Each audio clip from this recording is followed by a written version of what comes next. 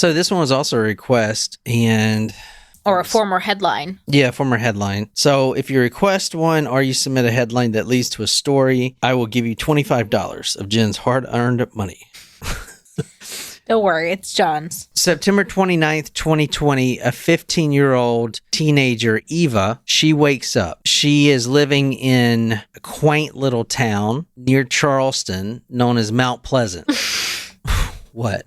Are you serious? I told you this was in Mount Pleasant. No, you didn't. Yeah. You said something about Charleston. You said nothing about Mount Pleasant. Eva wakes up and every morning for the last couple of months, and this was a Monday morning, for the past couple of months, she has waken up to a Bible verse sent to her by her doting father, Doug. So Monday morning, she's waking up for school. She looks at the phone like always. But on this particular day, there was no Bible quote. She wakes up. Eva sees that there's no text. She immediately sends her dad a message. Good morning. No reply. An hour passes by. She texts him again. Dad, where are you? Next, Dad, you're scaring me. Answer the phone. She begins to panic and she starts driving to her sister-in-law's house. And at that point, she Googled, quote, Florida car accident and her father's name. Now, this story is, we started in Mount Pleasant in Charleston, but her father is living in Florida at the time. So that's where we're going to go now. This is where the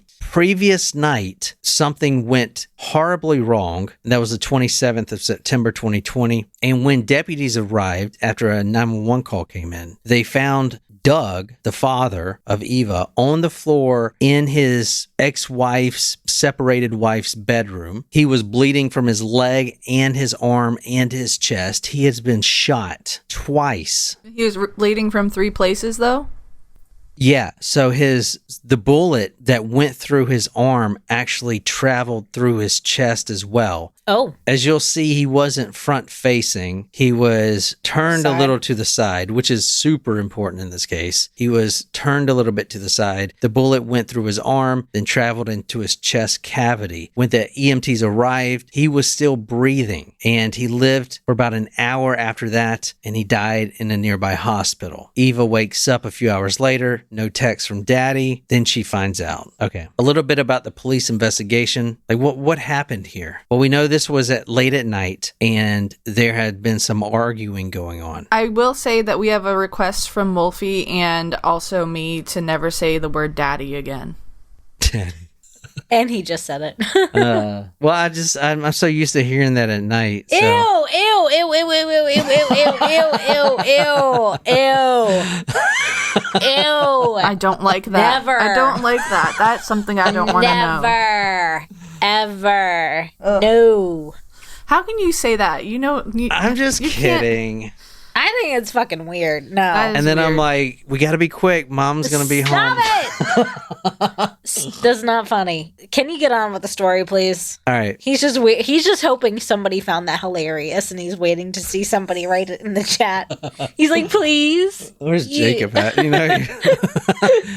All right, the shooting took place in Florida, specifically Manatee County. This was in the neighborhood of Lakewood Ranch. This was actually at the husband, Doug, his wife, or separated wife's mother's house. The mother did not like Doug at all. These are the events on the previous night. There's a lot of arguing in the house. You have a wife and a husband who are separated, but they're getting back together, and there's like marriage counseling, but she wants to leave them. All this drama. So the mother of the wife takes the youngest daughter for a walk because there's so much arguing in the house, and this relationship is extremely toxic. Okay. So she just wants to get the young daughter out of the home. The daughter at the time is 2 years old, around that. Is, a young daughter.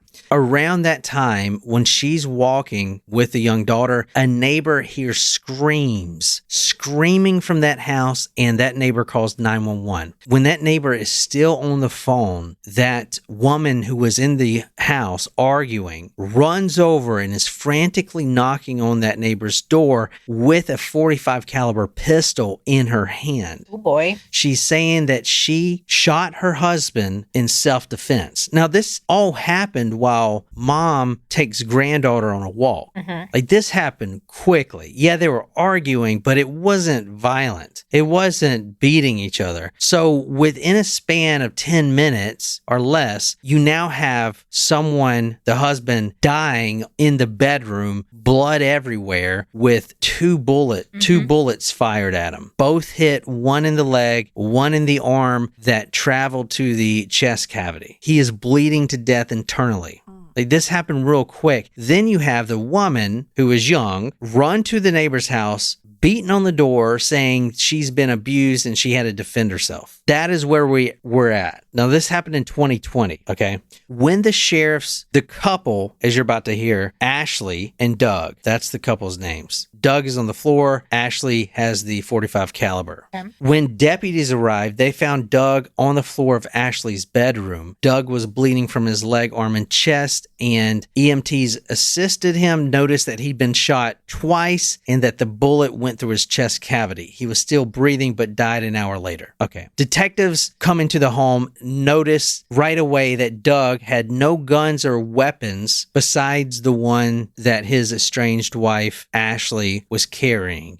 The one that she shot him with. He had no other firearms or anything. They found a stray bullet on the floor and two more bullets lodged in the walls. Ashley, who has been claiming it was self-defense, domestic violence, she had to protect herself, had a, quote, old and very minor, end quote, scratch on her body. So she did have a scratch. It was, quote, old and very minor, but it was there. Yeah. She didn't have black eyes. She didn't have scrapes. She wasn't bleeding. So how was it self-defense is where we're going with this, right? I don't know. Forensics later determined that, quote, it does not appear that he was facing Ashley when she began shooting, end quote. Okay. Now, that was a lot. Can you read? Now, I'm pulling a lot of this research from Vanity Fair. Can you read the first one there? From Vanity Fair, on Monday morning back in Charleston, Eva woke up, checked her phone, and saw no Bible verse. Nothing. She sent her dad a good morning text, but he didn't reply. An hour passed. She sent him a text again. She started to panic. Dad, where are you? She wrote. Dad, you're scaring me. Answer the phone. She drove to her sister-in-law's and Googled Florida car accident, Benefield. All right. Have you guys heard of this one before? Or you guys know this case? This is a headlines case, so we have talked about this on headlines. I think we didn't talk about it a lot because you're like, I'm going to drop this in the case request. Yeah. This is a good one. Honestly, I don't even remember when this happened, which is crazy because half the story takes place here in Charleston. When I say Mount Pleasant, Charleston's the county, Mount Pleasant's just a little town. So we're talking about Ashley and Doug Benefield. And this is their story. It's known as the Black Swan Murder Case, and that's what it is referred to in the media. So Ashley Benefield, let's start with her. Okay, this is known as the Black Swan Murder, so I'm going to show you her first off. So this is her right here. Can you describe her? Brunette. Dark Republican. I don't know, maybe long late brown 30s, hair, slender. 40s. Yeah, I'll say 40s. She's 40? Oh, she would slap the shit out of you if she heard you say that. Okay, how old is she? I can't tell. My picture's blurry. Well, all right. How old is she? 30s? I don't know. Let me show you. Sorry, maybe it's just the fact that she's next to Donald Trump who would make anyone look old. Let me show you That's her. just a fact. Let me show you a better picture of her, I guess. Maybe one in a swimsuit or something. She was a swimsuit model. I don't know. I thought you would have been a ballerina. She's both. What? She's both? Yeah. So this is her right here. That doesn't make me do anything for me for age-wise. Oh, well, I don't know. Okay, she looks like she's in her 20s in that picture. Yeah. But when was that picture taken? Yeah. Like, I don't Pretty see anyone recently. going to the beach in a leotard like that nowadays. I actually learned quite a bit about ballet in this story here. Good for you. Ballet is a beautiful art. Oh, come on. Yeah, I think it's just that Donald Trump may have aged her in that photo. You're sounding just like Doug. That's what Doug said. Don't be mean about him. I'm just saying. All right. You know what? This couple deserved each other here. Oh, all right. boy. We're going to get into Her this. and This Trump is or her and Doug? Her and her husband. all right. Tell Maybe me, also Trump. Tell me, why do you think she's posing with Trump? How did that happen? Oh, is that actually At Wax Trump? Museum? What do you mean is actually Trump? Hell Is yeah, it a it's cardboard cutout? I don't know. It could be like at the wax museum, but that actually looks like it was a cardboard cutout to me. Let me see if I can find a better picture then. It's actually him? Yeah, it's Not a actually him. cardboard Well, he cutout. has come to the area for a lot of rallies, and he lives in Florida. Yeah, this is him. I mean, the picture's kind of blurry, but wait. Yeah, that's him. I'm going to get into it. I just assumed it was cardboard cutout Donald. In the photo when she's with Trump, she was still young. She's still young today, but she was 24 then. She was a campaign office manager for Donald Trump. 2016, she was getting $3,000 per month plus expenses, and she was on the Trump payroll in Florida. That's more than I make as a teacher. Maybe you should get into politics. Yeah, maybe you shouldn't be a teacher. I'm just saying. Well, I'm not a teacher. I'm a counselor, so I guess that's my own fault for saying that. She traveled to different states to, quote, warm up the crowds at rallies and heat street, end quote. I don't really know what that means. During these rallies, this was in the first inauguration of Trump, his first campaign, Trump would introduce her as the, quote, retired ballerina, and she was there to pump up the crowds. I mean, she's hot. What is she doing to pump up the crowds? Is she like doing a little ballerina Well, she's dance? a model, a swimsuit model. She's a ballerina. So she's walking around in a swimsuit to pump up the crowd? No, okay? In a swimsuit. Yeah, I thought like that's literally what I have in my mind right now. An arabesque. Yeah, plie. Like, what the fuck is going on stage in Donald Trump's rallies? Nobody else wants to endorse him. Remember that group at those kids that were singing that were dressed up in all the cowboy hats and the red, white, and blue during his first run? No, you don't remember that? But I can't help but think of like the guys that stormed the Capitol in their crazy outfits. All right, so that was quite different. Yeah. Getting the Trump thing out the way real quick. She's always admired Trump ever since he started running, right? But she always looked up to Trump, and Trump actually offered her a job on the spot. She recommended what tie he could wear or should wear, which I guess is just the red one he always wears. The power tie. And quote, he said, I look good in his plane. He called me bombshell. He called me his little girl and his baby. He said he wanted a big fat kiss and promised me a job at the White House. Oh yeah? What kind of job? Under the desk. I don't like any of that. Oh my God, that is so freaking all right. Ew, but cringy. We're getting off the Trump thing because that's not really, I mean, it's coming up now that, she was a campaign manager, but, and you could actually say, will Trump pardon her? That's what I was thinking. Like, let's say she gets in prison. Could Trump pardon her? He can. He can. But when he was asked and shown a photo of Ashley Benefield, he says, quote, I have no idea who this person is. Which you don't know if he's telling the truth or fucking lying. No, he's definitely lying. It's kind of funny. I don't know. There's probably a lot of ladies that he's like, oh, baby, I'd like to give you a big fat kiss to. So he probably, could he not remember her? It's plausible. But this isn't about Trump. This is about the retired ballerina known as Ashley Benefield. And she's a swimsuit model and an ex-ballerina. I learned a lot about what a ballerina is. This is her right here. Can you tell me how she looks here? Wow. Describe her. She's not in a ballet in this photo. She's wearing a triangle bathing suit. Remember, those were super popular a few years ago. Oh, yeah, they were. So she's wearing a strapless bikini in a pool. Is she advertising a diamond necklace? I don't know. It looks like an ad. It does not look like a photo that. It looks like a jewelry ad. It's the cover shoot for Pump magazine. Yeah, I'm sure a lot of guys are pumping it. Weightlifting one. They're pumping it to that picture. I'll tell you that right now. Ew. Gross. Nasty. All right. So her model name is Christina Alicia. She's an ex-ballerina. Now, she's young. She's only 24 when this story takes place. But she started the A&B in Charleston, South Carolina. Now, this was only a few years ago, 2017. The American National Ballet in Charleston, South Carolina. This is where this, kind of pulls us in because we live here. And this is their website. Or their Facebook here, American National Ballet for Charleston, South Carolina. Now, immediately, I'm going to go into this ballet thing because this thing is a scam, as you're going to see. But the ballet is a scam? Sort of. Okay. Was it a pyramid scheme? Huh? Like a pyramid scheme for ballerinas?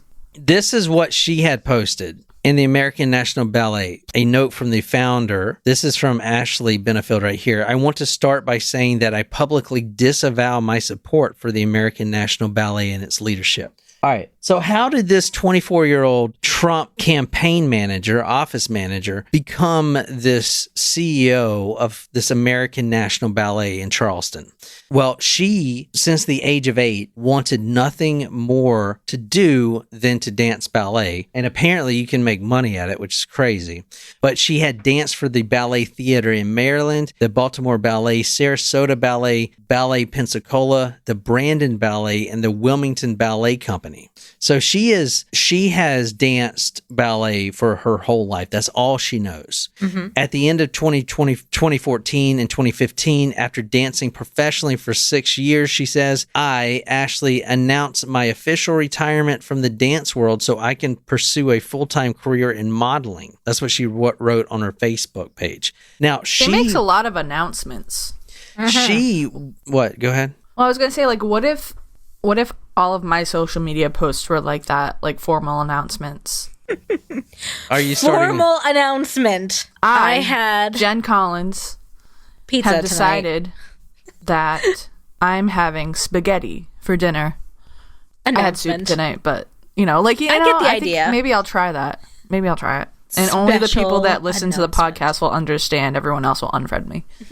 As I said earlier, Ashley and Doug Benefield are made for each other. I was going to show you their Facebook photo, but it's not logging in on here, so I'm just going to look it up here. And you can see that they are definitely made for each other. This is him, Doug Benefield. This is the victim here who we're seeing. So you see, this is March 26, 2020 was his last post. So that was right before he was killed by his wife. And that's them right there. So he is a little bit older than her. Well, he must if he's got a daughter that's a teenager. Yeah. So Ashley at 24 was the stepmother of this 15-year-old daughter. Oh, that's awkward. Yeah. He is about 30 years her senior, which is kind of crazy, I mean, he's a pretty good-looking guy. He looks just like the guy in Black Swan. I don't remember what that guy looked like, but yeah, we'll go with it. Just like him. All right. The French dude. They meet at a Palm Beach home of Ben Carson, which apparently is some presidential guy. I don't know. Yeah. I remember Ben Carson. He was a doctor. Yeah. Okay. So they meet at his Palm Beach home. This is in the summer of 2016.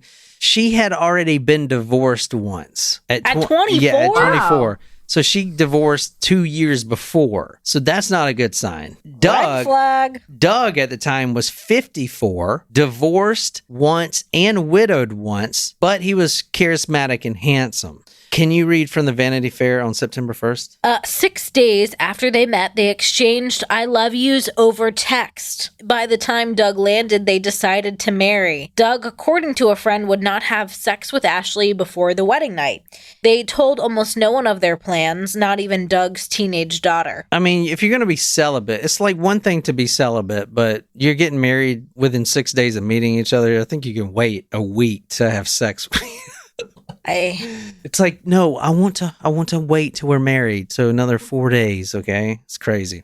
At 24. And it's like they had both been in prior relationships. So it's like really wasn't of that much significance to them, clearly. Yeah, I know. You know what I mean? At 24, Ashley was already married and divorced. She dropped out of high school because she was a ballet prodigy at the age of 8. She dropped out of high school to pursue ballet full time. And then she retired at 24.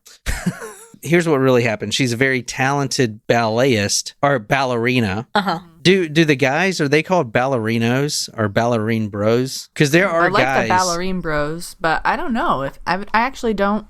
I think I just call them dancers. Yeah, I was going to say, I think it's a ballet dancer. Here's what really happened. Ashley, who dropped out of high school, did work for these ballet companies, but she got shifted around because she found herself in a pool of other extremely dedicated people. And how many ballet positions are there, really? Not very many. Right. I guess it's a cutthroat thing, yeah.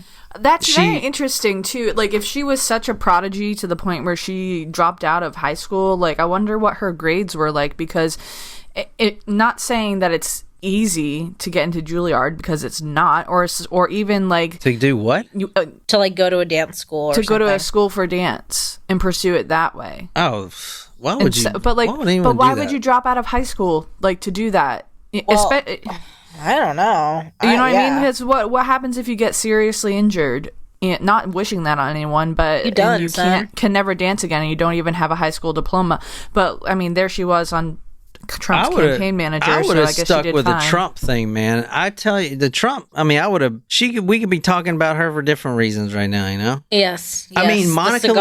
How much does Monica Lewinsky? Like, how much is she worth? Let's figure that out. And honestly, if this was happening now for Ashley instead of when she dropped out 2014 or whatever, like, I mean, OnlyFans is she could pursue that easily, and make a killing. I know. Too late. How much is Monica Lewinsky worth? Thank you for the safety dance reference, Brandon. What? She's worth $1.5 million? Oh man, I'd get under that desk. Holy shit, $1.5 million? That's nothing. You kidding me? If she were to have $1.5 million in assets, that's it? Nah. Jen, how does that make you feel when Nicole says $1.5 million is nothing? I'm sorry. Inflation is real. That's accurate. Like if you're looking at 1998 Monica Lewinsky and you see $1.5 million, that's one thing. But it's 2024 where you have to spend at least like $500,000 to own a house. All she did was suck off the president. She didn't do anything else, and she's worth $1.5 million from doing that. What are you talking about? It's not that impressive. I know it's not supposed to be. All she did was give a blowjob, and she's worth that's $1.5 million blowjob right there.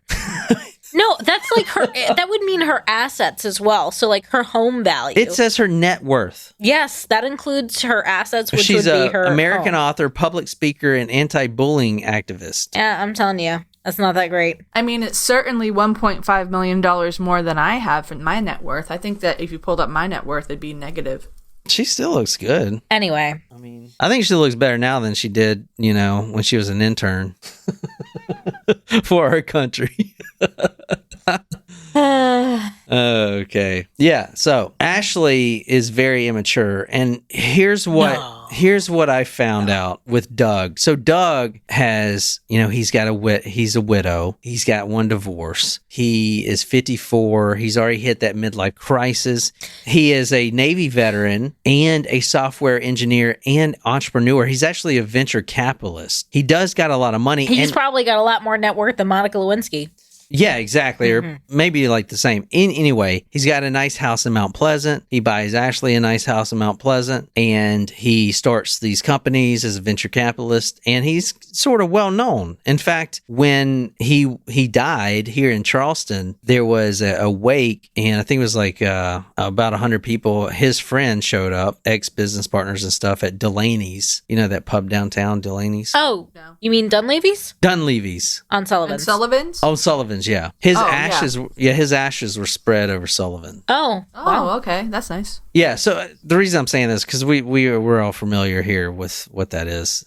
Like us three, we know where that is. That's why it's kind of interesting to us. Anyway, so he is this venture capitalist. He makes good money. He's looking for an investment, but his friends say he's looking for an investment, as in. Like a fixer-upper who happens to be 24 years old. There you go. So his friends say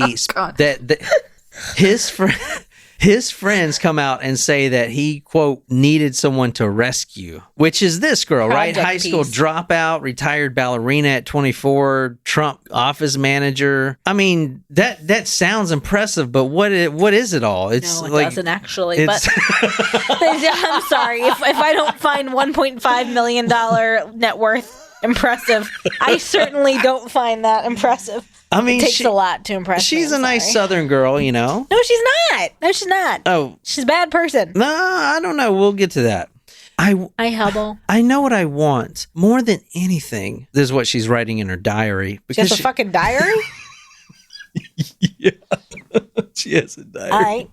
Holy shit. She has a diary. Did she write like Mrs. Ashley Benefield on it? This is right after her divorce. I know what I want more than anything. I want to be loved. I want to be a wife and a mother. God, please bring me to that special man you have chosen for me. I think he already brought, her one. Didn't work out. So Doug, they meet at Ben Carson's house, and they immediately, 6 days later, they're engaged, right? He also said that he loved that she was a ballet girl, and he himself loved going to ballets. Him saying that surprised all of his friends because, he's never been to a fucking ballet his entire life, I guess. He's a neurosurgeon. You can like ballets and do neurosurgery. I didn't say he was a neurosurgeon. That's Ben Carson was the neurosurgeon. I didn't say he was a neurosurgeon. He's the software engineer. Oh, I thought you said they were at Ben Carson's house. Yes. No, Doug is the one saying, "Oh my God, I love ballet." I thought you were saying Doug. Ben Carson said he loved the dead ballet. guy, Doug. He says that I love ballet. If I ever say that, I'm mistaking that word for buffet. I can promise you.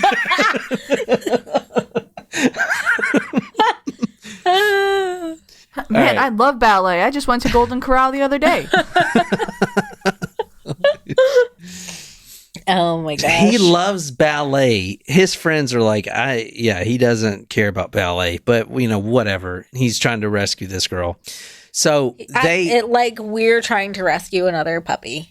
Trying to rescue this lady. Things move rather quickly. She moves into his house in Mount Pleasant. She meets his 15-year-old daughter, Eva, now her stepdaughter, 9 years older than, Could be your big sister. That's fucked up. Ashley. And dude, this is also a journal case, right? This is the first time we see a 24-year-old writing in a diary that gets used in court. All right, and I'll show you some of the diary images or the diary writings. I'll show you the diary writings, but I shouldn't make fun of it. It's good to, journaling is supposed to be therapeutic. It's supposed to be healthy for you. It's an outlet. Ashley. I have journals. Well, there you go. So she moves into the home. I just picture the whole Dear Diary with like a big fluffy pen with a little... So think about this. Or my dinosaur diary. Yes. Think about this for a second. You just met this girl 6 days ago. You have a daughter, a 15-year-old daughter. And now, oh, hey, baby. Hey, Eva, can I talk? This is your new stepmom. She's going to live here in the house. I just met her. We're going to get married. Like that. All right, come on. Right? They're both kind of crazy. I feel like that would have been an explosive conversation. That's fucking terrible. That is not going to end well. So Ashley starts getting scared that Eva doesn't like her and that Doug would pick Eva over her. This is in her journal, her diary. It says, quote, "I just want him to pick me." That's what she was telling a friend as well. And her diary, Ashley had found Eva's diary, the 15-year-old, read it and learned that Eva, in fact, hated her. But Doug and Ashley were in love. In January 2017, they started writing together a 5-year Q&A a day journal, the notes of Doug and Ashley 2017 through 2021, which, he never made it that far. Both responded to prompts like, "If you could go back in time and change something, what would it be?" Doug says, "Be with Ashley my whole life." And then Ashley says, "I love him." And "What's your mission?" Ashley says, "Make a happy home for my family," drawing a heart. And Doug says, "Become Christ-like." What do you feel? I'm reading the journal if you don't know. "What do you feel closest to?" Doug says, "Ashley is a part of me." Ashley says, "Doug, I never want to be without him." Shortly after, within the year, things started getting really, really tense. And this is where we see text messages coming in. Now, these text messages are extremely important because they're going to help us, as in men, not vilify this woman, right? Because we want to believe it was self-defense. So these text messages do help.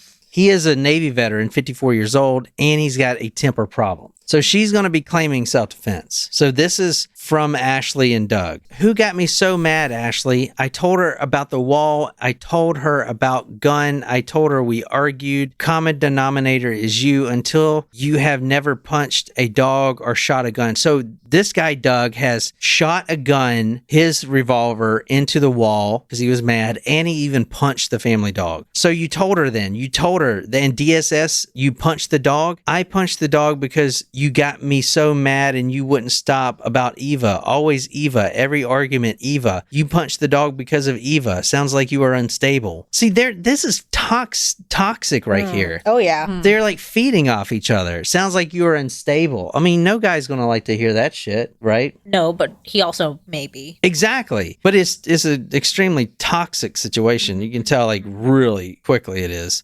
Then another one says, I just lost it. This is what he says. I found my breaking point and you took it out on a dog. I mean, she sounded like a teenager. Fine. You can remind me. Ashley, I was stupid. I was angry. I was frustrated. I was lost. I needed help. I got help. And you threw a 13-year-old cat? How many times do you want me to say I failed? That all shows that I'm yada, yada, yada. I mean, it's just crazy shit, right? This is a fucking 54-year-old man who cannot get his shit together in a very toxic relationship. I mean, this is showing that he's got anger problems. I mean, animal abuse is not okay. So I think that definitely shows a different side of him. Now, the whole case here is, did she act in self-defense? The American National Ballet started as a vision that was heralded by a lot of newspapers, not only like the Post and Courier here in Charleston, but also big newspapers, because it was going to be the first ballet company that is diversified. And apparently this is a big thing. Like with ballet, you have to be a certain height, you have to have a certain look. Like there's a balletist that's famous now because she joined this company. She's really good, but she's too tall. She's 5'10", right? Mm-hmm. Well, that's pretty tall. I think the perfect ballerina is like 5'8". Yeah, or something like that. But so this company, which started here in Charleston with Doug's money, obviously, American National Ballet, would be the first ballet company in the nation or the world that not only did not care about race, but actively race and body type, but actively diversified on purpose. So it was the world's first inclusive ballet company. But I like the way you put it. Yeah, so you don't see a lot of black ballerinas, right? But you do in this company type of thing. But you see it says like, we embrace diversity. Nice. Type of thing. They got people from all over the world, and they got ballerinas from all over the world, including like Estonia. Wow. And yeah, I mean, it sounds really good. I feel like there's a catch. Well, there is a catch. they're fucking toxic, and they're both running this company. Yeah. That's the catch. The American Ballet Company, quote, we can remember all the life-changing moments we were first inspired, and our goal at A&B is to be that inspiration that creates a culture change in our country. That's what Ashley Benefield said. They started with close to 50 dancers, big names like Rasta Thomas and Sarah Michelle Murad. They diversified bodies and races, so not all skinny, not all white, not all black, They did not want cookie cutter dancers, and they wanted to be diversified. The annual budget was $2.5 million. This was in Charleston, funded by this venture capitalist, Doug, who just married Ashley. Now, if they would have been happy together, this company would have still been going on. There's no doubt about that. However, they're in this toxic relationship, always splitting up and moving, and they're both trying to manage this company. So what they did was they got 47 dancers, some from not even this country, overseas, Germany, Argentina, Estonia. They would promise these dancers U.S. visas. They moved them into an apartment here in Charleston.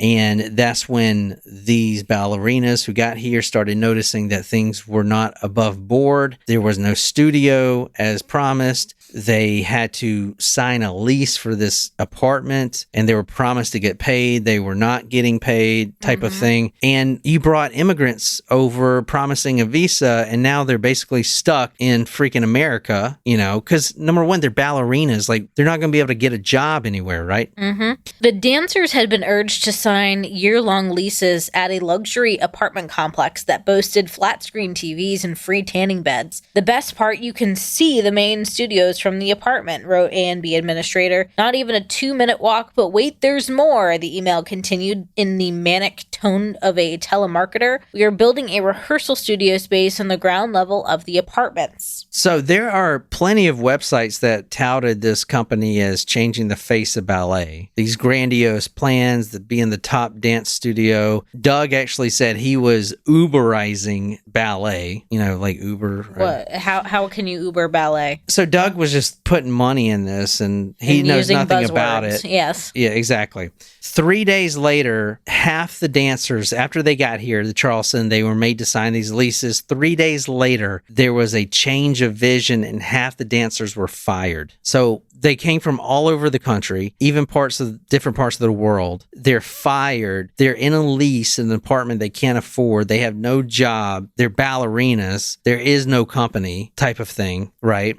And then Ashley Benefield, who's the CEO, like they were here a month and they still hadn't met Ashley. She didn't even show up because she was fighting with Doug the whole time, right? Got it. And then she writes this thing on Facebook that says she publicly disavows support for the American National Ballet. She's the motherfucking founder of it. Exactly, right? What? Yeah, she writes this post that says, I disavow my support for American National Ballet. So think about that, and that's on their public Facebook. So think about these ballerinas who just came from all over the world and now are stuck in Charleston, all these hopes and dreams. Like, those are the real victims in this story. Oh, yeah. Anyway, and now the founder and CEO, who hasn't even showed her face, says, I disavow my support. Okay. These ballerinas are now in Charleston. They had signed these high-price leases with no opportunities of employment. Many of them had turned down big positions with other ballet companies for this big American ballet dream, right? Meanwhile, Doug Benefield disappeared just like his wife. I had absolutely no returned calls, no help, no nothing, and I was stuck here in Charleston, said choreographer Andre Proya. I have never seen so many lives, so many hurt people for something that's supposed to be celebrating diversity. So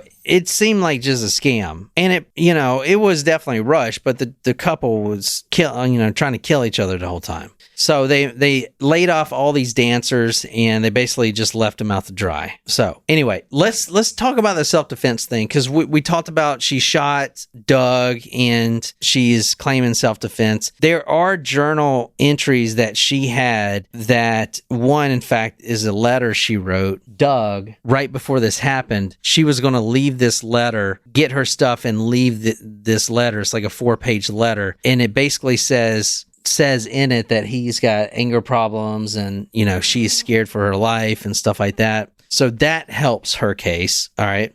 On September 18th, she drove, the days before the shooting, she drove the 500 miles to Charleston to get her belongings, leave the letter, and then leave. However, Doug was there, and then they kind of like rekindled for 2 days, and then he's dead, right? Let's talk about one more thing. Somewhere in all this fighting and arguing, Ashley gets pregnant and delivers his baby. So there's another dynamic in this thing. As she's pregnant, she starts having these horrible pains in her stomach, horrible pains in her chest. She said it felt like her entire body was going to explode. I got my results back and I was blown away, she said. The lab said it had detected dangerous levels of aluminum, cobalt, zinc, tin, and barium in her body. Their explanation was shocking. Ashley had been deliberately and systematically exposed to these toxins by an individual who may be identified as the poisoner, according to the lab. So apparently, and this is not 100% sure who did it, but obviously Doug would make her sweet tea every morning, and that's when she started getting sick. So apparently Doug was trying to poison her, either to keep her from leaving him or to kill the baby that was growing inside of her or something. Looking back, Doug's own mother, 56-year-old Renee, was in the best shape of her life, died unexpectedly at his house after they got in arguments. This was here in Mount Pleasant. She was fit and healthy. Now, Ashley Benefield thinks that Doug actually poisoned his own mother as well. Wow. And his first wife, because, he's a widow.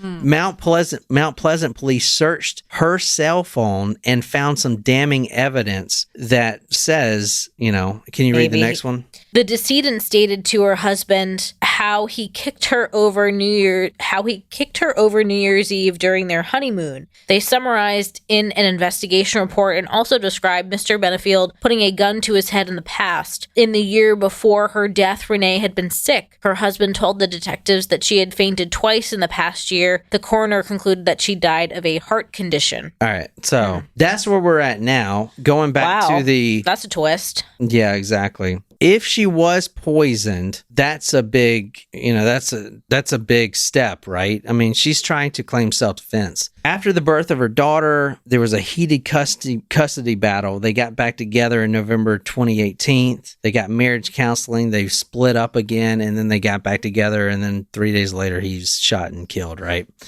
The trial just happened, and she was found guilty of manslaughter. She is not sentenced yet, but she could get 30 years in prison. What it boils down to is where he was shot at. He was shot in the arm by her. He was unarmed, and it seemed like he was turning away or running away, getting away from the situation because he wasn't shot front facing. Shot in the arm. He was turned to the side, the right side, and the bullet went through his arm and then to his chest cavity. So he wasn't coming at her like she says. She has no scratches, no marks, nothing like that. I wonder if there was something in the vicinity he was trying to grab.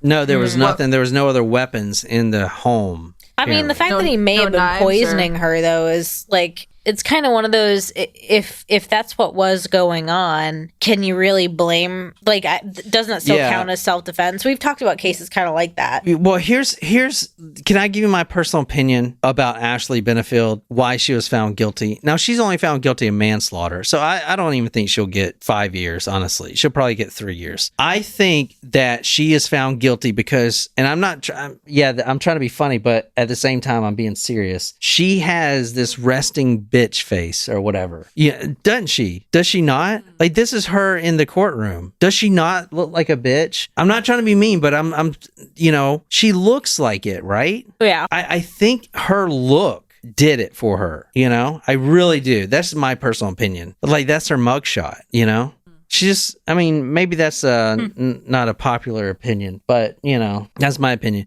But she's found guilty of manslaughter, so it's probably not going to be, I don't think she's going to get a lot of time. We will have to follow it, that's for sure. Well, so her sentencing's coming up, but it could be 30 years.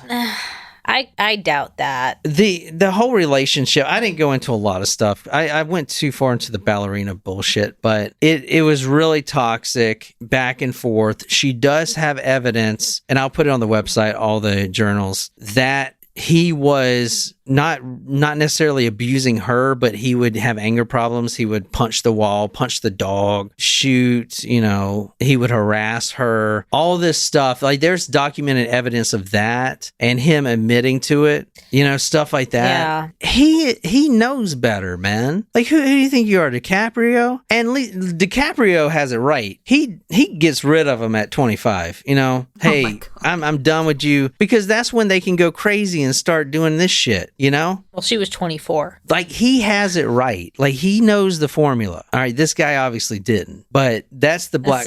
This is why John wants to rescue a new dog every 4 years, because they turn what age in human years? I honestly think that those two deserve each other. They're just fucking Sid and Nancy, toxic as fuck. Immature girl, drops out of high school, dreams of being a ballerina. All right, I'm just gonna be honest. If you're dreaming of being a ballerina, what the fuck?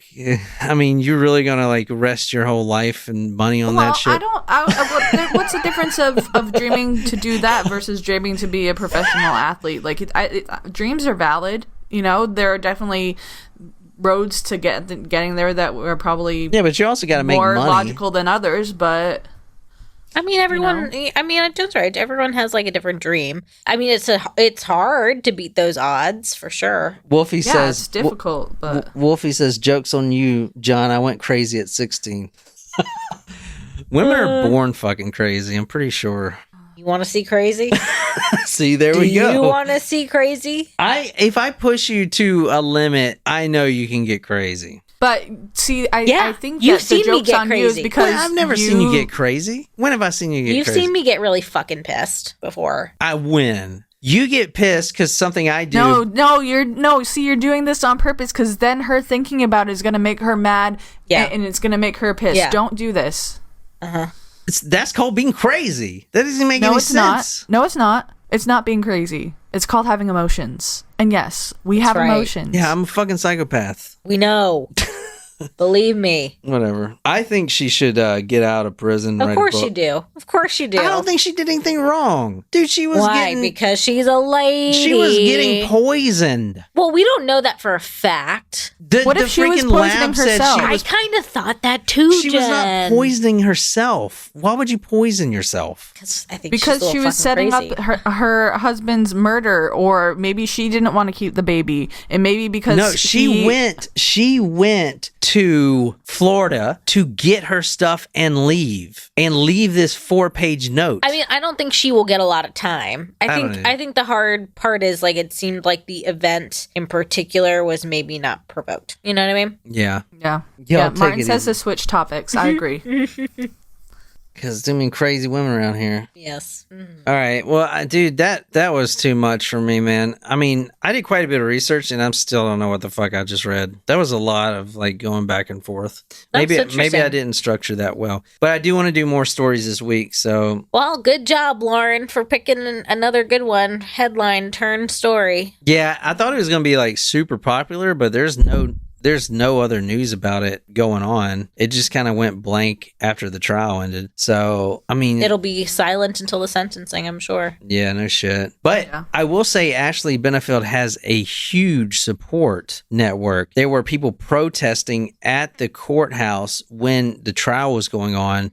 We support Ashley, all this stuff. Like a huge network. Is she being tried here in Charleston, or is it Florida? No, it's Florida. The murder happened in Florida. Yeah. The only thing that happened here in Charleston was this failed, defunct ballet company that never even got off the ground, you know? Yeah.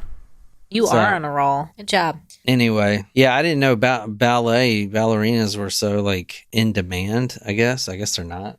I don't think. The Trump thing was interesting, too, but apparently he doesn't know who that is. Maybe he doesn't. He's old too. I don't know. Anyway, and that's all I got. So until the next time, good night, you lovely, lovely people.